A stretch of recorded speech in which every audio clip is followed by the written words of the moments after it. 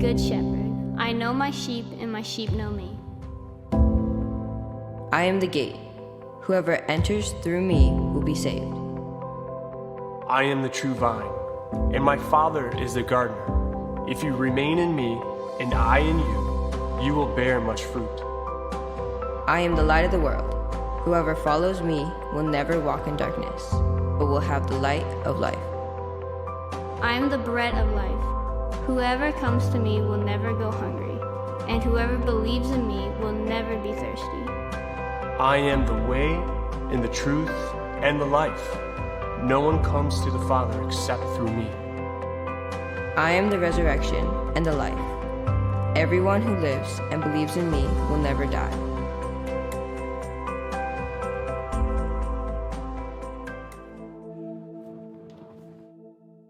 Good morning, everybody.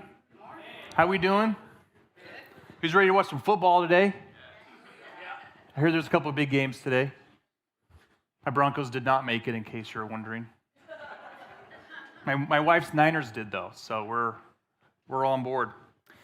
Well, we are continuing our I Am series, so we're exploring the 7 I Am statements of Jesus in the Gospel of John.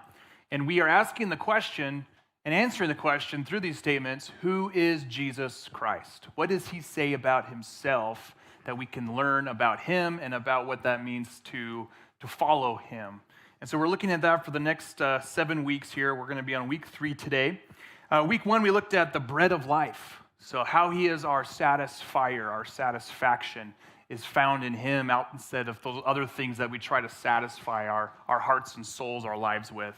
But he says it's in him that he is our satisfaction. Last week we looked at how he was the light of the world and how he understands us in our suffering. He doesn't disassociate, he doesn't distance himself, he actually understands suffering so he can meet us there and actually bring about a rescue as the light in those dark times. And this week we are looking at I am the true vine. I am the true vine. We're going to be exploring why this statement is so impactful and what it means for us today. So we're going to be talking about vineyards and vine. All right, so let's talk about something that everyone has to deal with in this world, which are difficulties. We all have hardships, difficulties. We all run into things that are unexpected, that stress us out, unless I'm the only one who does that. Anybody? You guys are laughing, so I'm assuming you all do. Okay, we're all on the same page. We all have difficulties, and how we deal with these difficulties, it changes through all of us. We all have different ways of coping in hardship, coping in difficulties, how we handle things. Some of us, we might try to fix things ourselves. How many of you are fixers, where you're like, I just got to fix this myself? Well, this is often how it turns out for us. I have a picture of what happens when we try to fix it ourselves. I would have loved to have been just in his mind when this was like, this is going to be great. We would rather try to repair it ourselves in a really easy, quick way rather than maybe doing it the right way or asking for help. Some of us maybe just ignore it. How many of us just want to ignore the problem altogether? Put a smile on our face and just say, hey, everything's fine. Everything's fine. I'm fine. I'm fine. That's a good one. I like that one. And then this one just made me laugh because humor is often how we will try to get over difficulties. If I'm uncomfortable, I will try to make you laugh, which is why I try to make you laugh before every sermon. Because I try to cope with difficult things by laughing. This is a picture of Corbin on a Monday morning.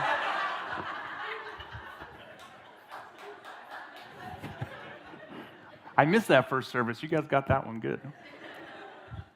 Seriously, though, there's a lot of different ways that we cope and we try to deal with difficult circumstances. There's really not a simple answer to them, and I think that's the hardest point. We really are looking for that perfect answer, the simple answer for how we deal with difficulties. But Jesus' statement that he is the true vine gives us an access to something, tells us something about himself and how we can handle and walk through difficult situations that we deal with. So let's dive into what he is talking about here. So we're going to look at John chapter 15, verses 1 through 8. And before I go into it, let me give you the context of this a little bit because it's really important that we know where this is being placed in the story here. So this is just after the Last Supper. This is the last real discourse that Jesus is going to give his disciples before he goes to Gethsemane and the cross. So think of this as kind of the last great, he's really trying to prepare his disciples for what's about to come. Again, they have no idea what the next few days are going to hold in store for them. As far as they know, it's just business as usual, right? Great, healing people, seeing people come back to life, real normal things that you see every day.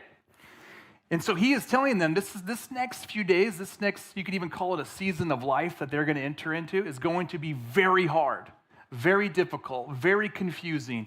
They're going to be disoriented. They're going to not know what to do. They're going to have some unexpected difficulties in their life. And so the way he starts this is he's preparing them for this, preparing them for his death. He's about to be killed. He's about to disappear. He's about to not be around anymore. And so he's trying to get them ready for this. He is preparing them for the difficulties that lay before them. And so I want us to have the same perspective as we're reading this, is that imagine as Jesus is telling you right before you enter into a difficult season, these very words. So let's read this together. It's in John chapter 15, 1 through 8. Jesus says to his disciples, I am the true vine, and my Father is the vine dresser, or the gardener. Every branch in me that does not bear fruit, he takes away. And I'm going to talk about that in just a moment. And every branch that bears fruit, he prunes so that it may bear more fruit. You are already clean because of the word that which I have spoken to you. He says, remain in me, and I in you. Just as the branch cannot bear fruit of itself, but must remain in the vine, so neither can you unless you remain in me. I am the vine, you are the branches. The one who remains in me and I in him bears much fruit. For apart from me, you can do nothing. If anyone does not remain in me, he is thrown away, or the word there is drops off like a branch and dries up, and they gather them and throw them into the fire, and they are burned. If you remain in me and my words remain in you, ask whatever you wish, and it will be done for you. My Father is glorified by this, that you bear much fruit, and so prove to be my disciples. You can almost sense the sense of urgency he has speaking to his disciples, knowing very well what he's about to go through and what they're about to experience, this plea to remain. So let's start at the very beginning here with I am the true vine. This is an important indicator of what Jesus is talking about and who he is, because this statement would have been one that perked the ears of his original audience. The idea of a true vine. I am the true vine. Something the disciples would have caught on very well, or if you know the Psalms very well, would have caught on quickly too. This idea of true is the word atheneos in Greek. It means genuine, the real thing. I am the real vine, the true vine, the genuine vine. So why does he say this? If you look at how Israel was used as a metaphor, the metaphor often used for them is a vine. A vine. If you look at Psalm 80, for example, in verse 8, the psalmist writes, you removed a vine from Egypt, speaking of the nation of Israel. You drove out the nations and planted it, meaning Israel, the promised land, like in the story of Joshua. And he says that this vine, this connection to God, this chosen people of God, was to grow and be a blessing to all the nations. This is a promise that he made to Israel, that from your seed will go and it will be a blessing to many generations, planted there to grow and to prosper. Israel was the chosen people, picked to bring blessing into the nations, like a vine to kind of nourish the world, let the world know who I am through these people. However, if you know Israel's history, they did not do a very good job of this, right? They proved themselves to be unfaithful through, even the best of them were unfaithful from time to time. David's, the prophets, many of them struggled with keeping the faith and really representing God and being this vine that would be a blessing to all the nations. Yet what we see though, even though Israel was unfaithful, God was always faithful to them. Yeah, he gave them the consequences. Hey, if you are unfaithful, here's what the repercussions are going to be. But he was always faithful and always heard them when they cried for his name.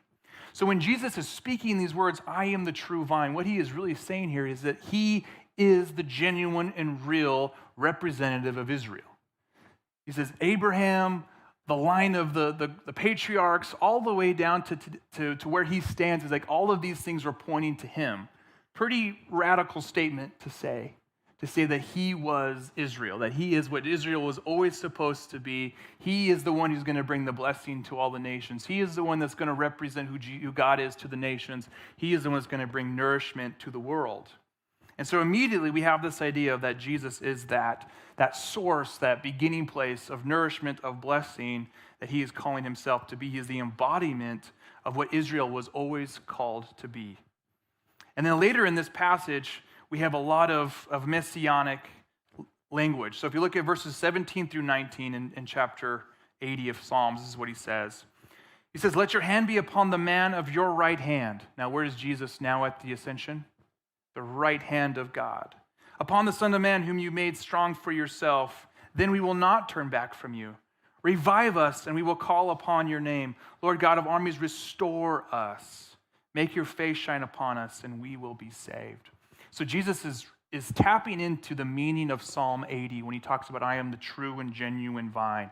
That these are real things that he is going to disperse and give nourishment to the world. The sense of restoration, the sense of reviving, enduring, all these things are coming through in this passage that the psalmist wrote about thousands of years before.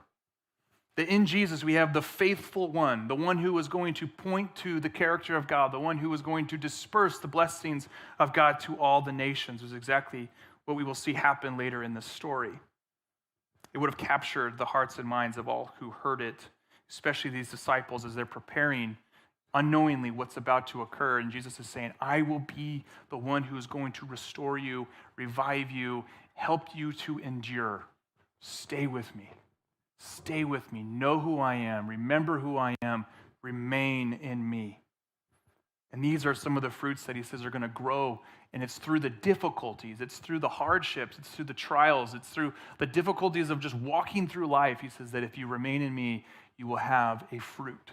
There will be a byproduct of what it looks like to remain in me. So let's look at the verses 2 through 3 as he talks about this idea of reviving and restoring who we are. So in verse 2, he says, "Every branch in me that does not bear fruit." Okay, so we're talking about branches who are in Jesus. So these are followers of Jesus, his disciples of Jesus. They're in Jesus, they're in him. And he uses, in English, we see this phrase, he takes away. He takes away. And some of us might be very confused by this because it seems a little contradictory. Let me say this after me. All translation is interpretation. Good. So this idea of he takes away, if you look at the word that he uses in Greek that John uses to write these down, it's actually a really unique word.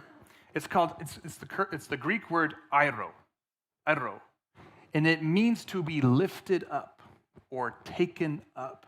And our English translations have kind of missed a little bit when it's this idea of taking away, because you have to look at it from the perspective of what these first audience members or whoever John is writing to, this community, would have thought about what it looked like to be lifted up if you were a vine. If you were a fruit, what would it mean to be arro, up? And so how we think about vineyards is like this. We think of trellises, right? We think of vines being lifted up onto these fence posts. You know, the reason they do this, and I'm no farmer, so correct me if I'm wrong, but I believe the reason they do this is to keep the moisture from drying up on the ground. So if these fruit is laying on the ground, the moisture or the lack of moisture in the ground will actually dry out the grapes and they'll become almost raisin-like. And if you go back to the first century when Jesus was saying these words, they did not use trellises. What they did is they grew them straight from the ground. So what happened is the fruit would then grow and it would lay on this dry ground. And so the vine dressers or the gardeners, what they would have to do is they would actually have to go and lift up the fruits. And they would place them under rocks or sticks to keep them off the ground so they weren't drying up. And so we have to interpret this not as saying he's actually like cutting these things away or taking these things away. I think what happens when we interpret it this way is we try to make an application that's a bit more around the idea of, well, I just have to do a lot of stuff.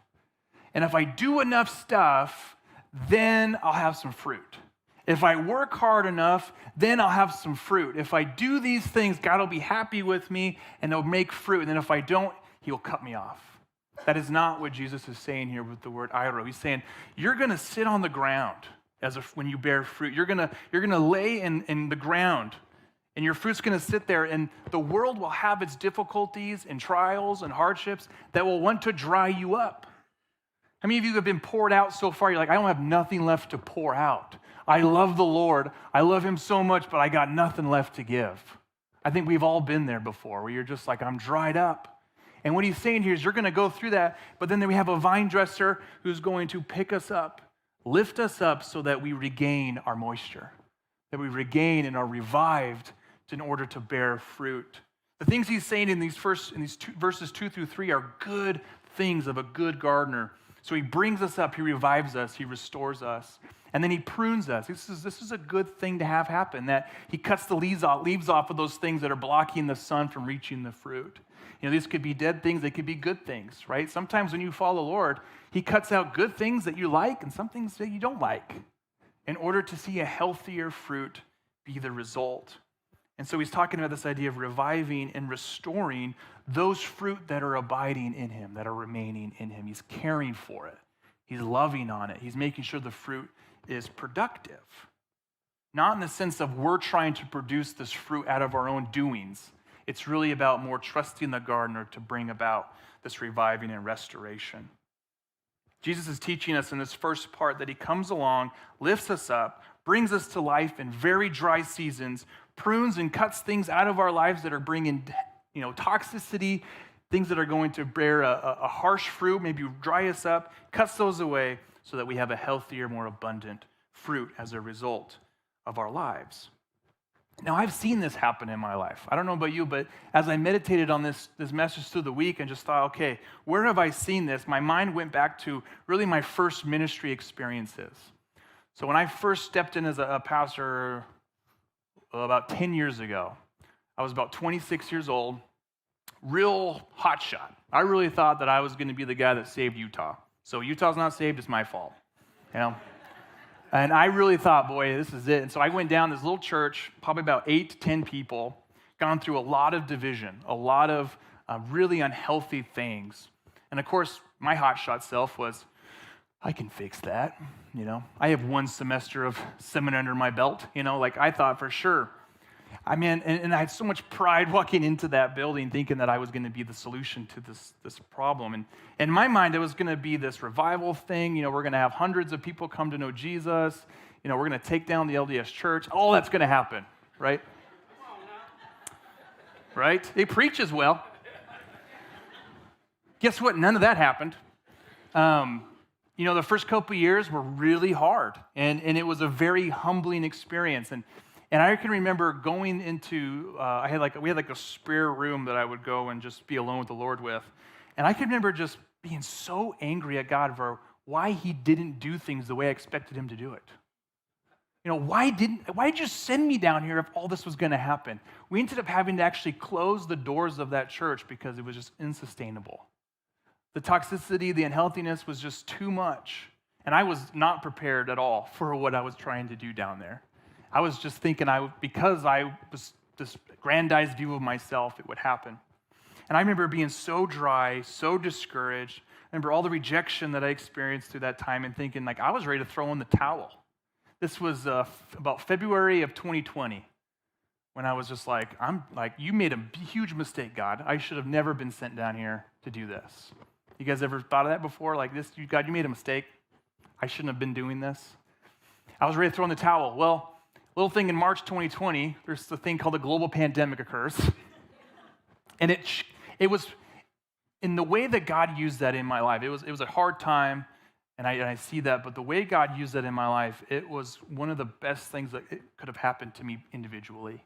Because guess what? Church stopped becoming about buildings and how many people were in seats and all the other stuff. In fact, all we did, we had people in our backyard. We just spread out in our backyard.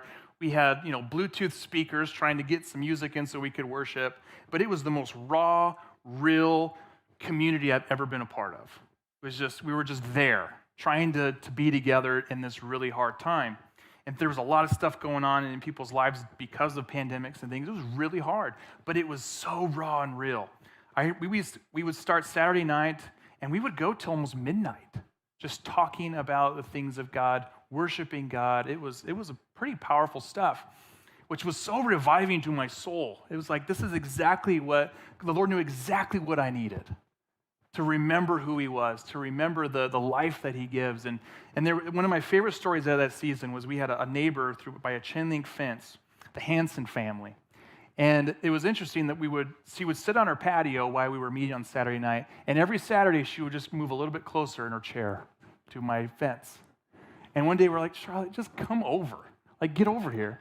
And so she came over, she had some kids, and even her husband eventually would come over, and to see what the Lord did in her and her family because of all that was something that was restorative and reviving to my soul. It definitely felt like God was just like, I know you're dry, I know you're hurting, I know you're discouraged, I know you want to give up. And it's like he just came around and was like, here you go.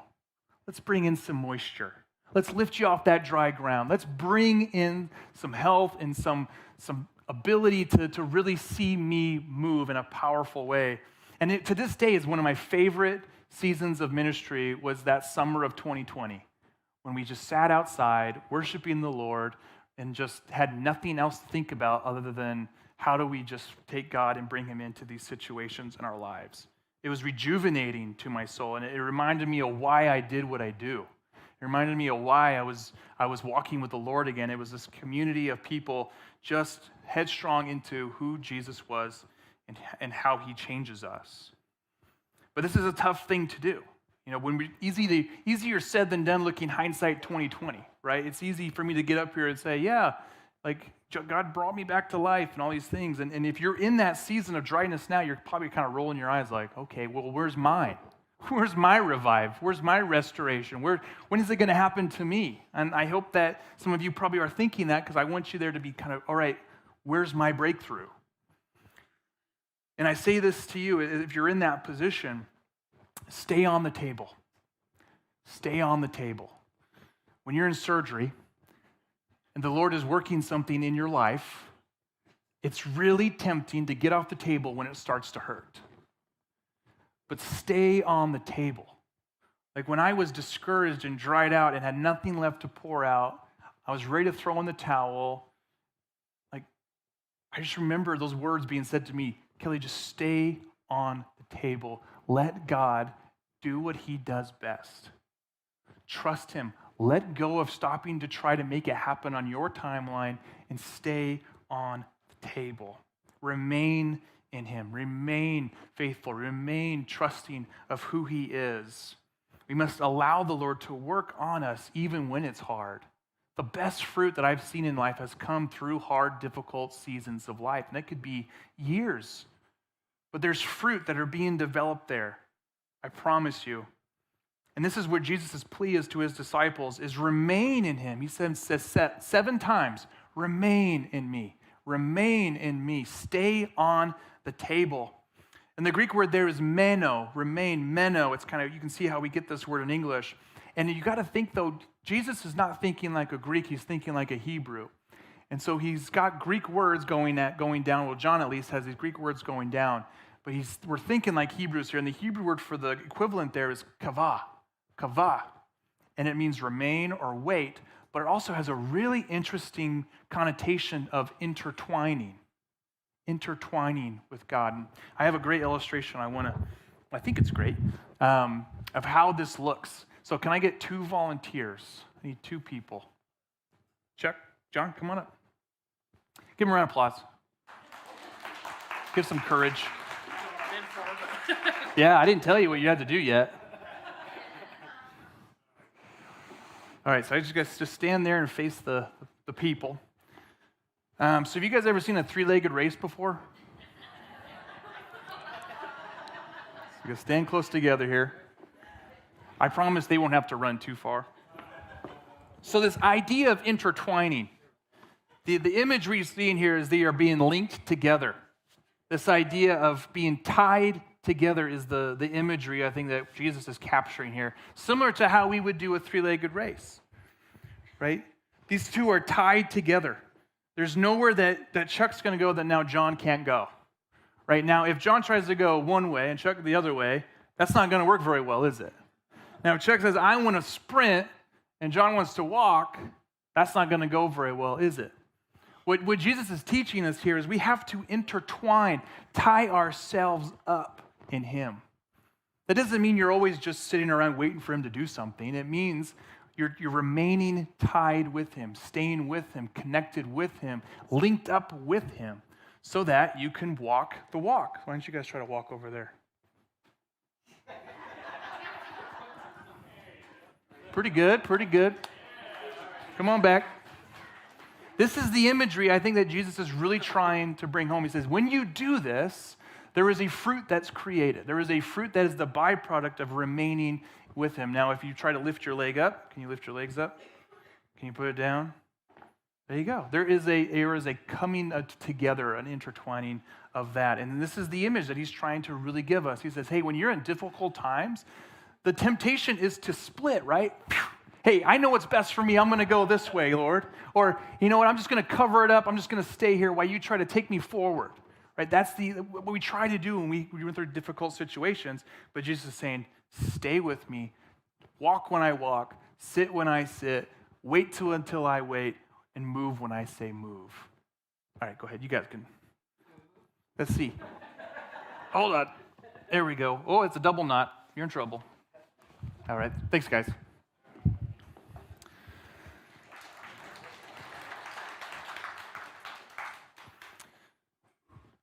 Intertwine is a great way to think about what it means to remain in him, being tied up with him, walking with him, running with him, sitting down with him, getting to the finish line with him is what he's trying to say. He's like, you can see it through what the context is here. He's like, you're going to go through some terrible things. You're going to go through confusion. You're going to experience hardships.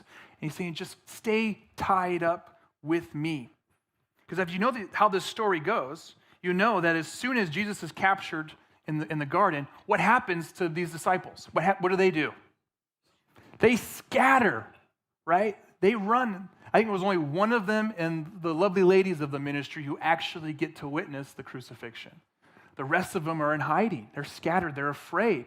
Jesus knew very well that this was going to happen, right? They did not remain. They ran as fast as they could because of the confusion. They were scared. They must have felt defeated and confused. I mean, they gave their life over to Jesus. They were walking with him for 3 years every single day.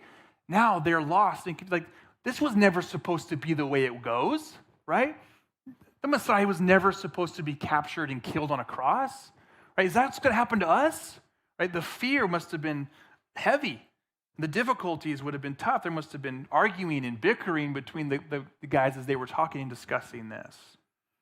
Yet after the resurrection, when they start to see what Jesus was talking about in its reality and its genuineness, there's a 40-day period where Jesus restores every single one of them, minus one. He restores them. He brings them back. He tells Peter, feed my sheep. Feed my sheep. He restores them. They're allowed to see him and feel him and experience him, bringing in an idea of restoration going, everything he said did happen. He conquered death itself. He brought us back to life. So now we can go and share the news of what happened. Going through difficult times and situations, they bear a fruit in your life. There's a fruit that is being bared when you walk through the toughness of this world, tied up and intertwined with Jesus.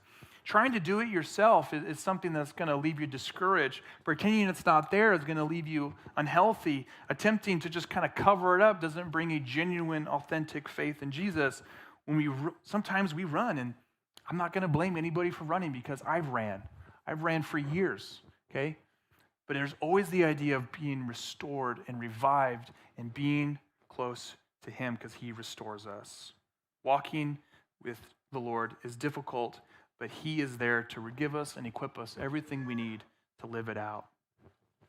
So Jesus saying that he is the true vine. It's about recognizing who the genuine true vine is in God, that he is the faithful one given to us by God. Through him we are refreshed when we are dry. When we are lying on the ground discouraged, he is the one who lifts us up and brings us to life.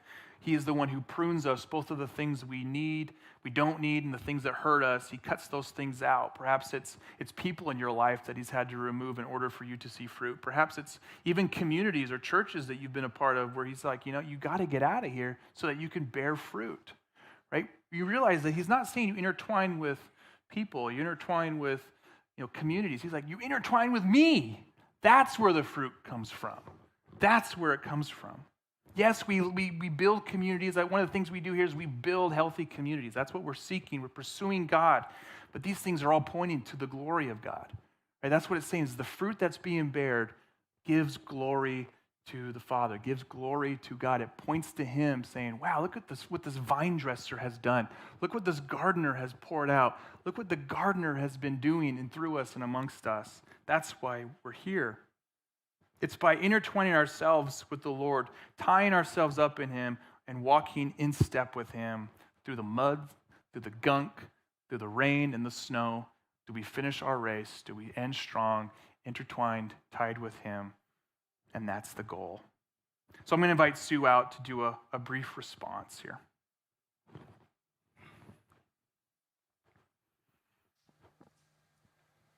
So let's respond in prayer all together. Would you repeat after me? Lord Jesus, set me apart for your use. You have a plan for me, for your good pleasure and service.